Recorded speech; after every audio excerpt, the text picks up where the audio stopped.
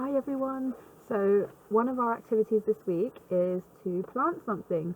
So we want you to find either some seeds at home, or maybe you and your grown-up can go to the shop and get some seeds.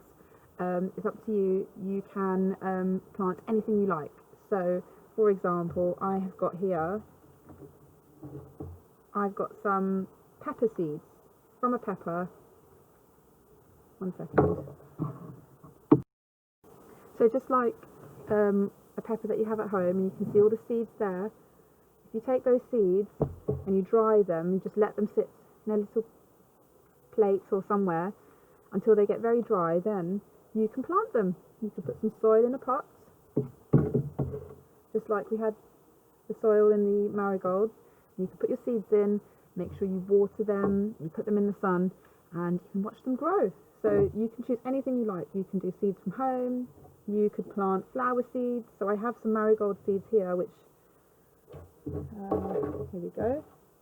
I'm going to show you. These are marigold seeds, and they've got like a funny little shape, and they will turn into flowers when they grow.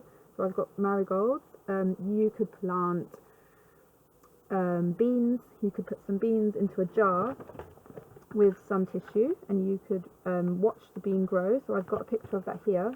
So that doesn't take very long at all. You can you just need a clear jar, you need some tissue, maybe put some water on it, and you put the bean, it's a seed, so you can get these beans, bean seeds in packets, or you can use one from home, and you put it in a jar on a warm sunny place, and you can see that the bean will start to grow, just like a beanstalk. You can try using peas.